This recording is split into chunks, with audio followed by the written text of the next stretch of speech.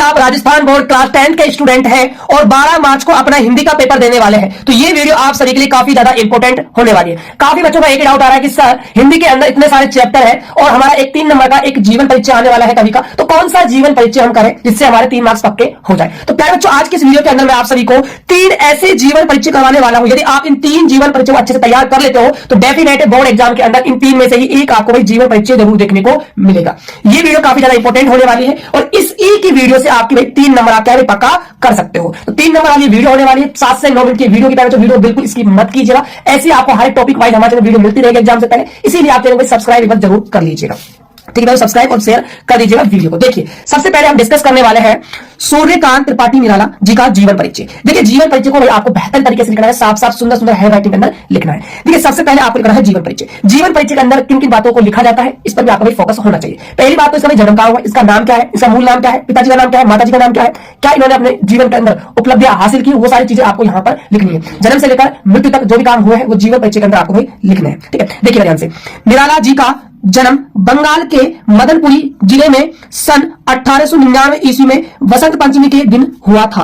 ठीक है, आगे देखिए, इनके पिता का नाम राम सहाय त्रिपाठी था। इनकी शिक्षा घर से हुई, मतलब इन्होंने घर पर रहकर ही पढ़ाई की है, स्कूल में नहीं गए थे। इन्होंने बंगला और संस्कृत भाषा का गहन अध्ययन किया। इनका विवाह मनोहरा देवी से हो गया। तो इनकी जो धर्मपत्नी थी उसका भी नाम क्या था, मनोहरा देवी था। सन 1961 ईस्वी में इनका स्वर्गवास हो गया। भाई जो मृत्यु हुई है वो सन 1961 ईस्वी के अंदर ये क्या हुई, इस दुनिया को छोड़कर चले गए थे। तो ये तो आपका आ जाएगा जीवन परिचय के अंदर। अब देखिएगा साहित्यिक जो परिचय है उसके अंदर आपको क्या क्या लिखना है। ठीक है, देखिए, निराला जी ने उपन्यास, कहानी, आलोचना, निबंध आदि क्षेत्रों में उत्कृष्ट रचनाएं की है। ये छायावादी कवियों में सर्वाधिक विद्रोही एवं क्रांतिकारी प्रकृति के थे। इन्होंने कलकत्ता में अपनी रुचि के अनुरूप रामकृष्ण मिशन के पत्र समन्वय का संपादन भार संभाला। इसके बाद लखनऊ में गंगा पुस्तकमाला का संपादन भी किया था। इनके काव्यों में आधुनिक चेतना के विद्रोही स्वरूप की सर्वाधिक सशक्त अभिव्यक्ति मिलती है। ये आपका साहित्य परिचय हो जाएगा। अब देखिए, अब हम बात करते हैं इनकी जो प्रमुख रचनाएं थी कौन कौन सी थी। तो देखिए, इन्होंने काव्य ग्रंथ लिखे, अनामिका, परिमल, गीतिका, नए पत्ते, ये इनके काव्य ग्रंथ है। बात की जाए गद्य रचनाएं कौन कौन सी थी, निरूपमा, प्रभावती, चतुरी, चमार, ये आपकी क्या थी, गद्य रचनाएं थी। बात की जाए कविताएं कौन कौन सी इन्होंने कविताएं लिखी थी, उत्साह, अट नहीं रही, ये इनकी प्रमुख क्या थी, कविताएं थी। तो ये है आपका पहला जीवन परिचय। अब हम बात करते हैं सेकंड जो आपका जीवन परिचय वो कौन सा इंपॉर्टेंट है आपके एग्जाम के लिए। देखिए प्यारे बच्चों, सेकंड आपका जीवन परिचय है जयशंकर प्रसाद। प्यारे बच्चों, यदि बात की जाए दिल से आवाज आ रही है कि 100%, मैं अपने एक्सपीरियंस से कह रहा हूं कि 100% संभावना है कि 12 मार्च को हिंदी के पेपर में आपको जयशंकर प्रसाद का जीवन परिचय आपसे नहीं पूछा जाएगा। बच्चों, दिल से आवाज आ रही है, सही बता रहा हूं। अच्छे से जयशंकर प्रसाद के जीवन परिचय को आप तैयार कर लीजिएगा। ठीक है, देखिएगा, जीवन परिचय की बात की जाए, जयशंकर प्रसाद का जन्म सन 1889 ईस्वी में कोसी के एक प्रतिष्ठित वैश्य परिवार में हुआ था, मतलब एक संपूर्ण परिवार था पैसे से। ठीक है, उसमें क्या है, इसका जन्म हुआ था। इनके पिता का नाम देवी प्रसाद तथा माता का नाम मुन्नी देवी था। पिता का नाम क्या है, देवी प्रसाद था और माता जी का नाम क्या था, मुन्नी देवी था। बचपन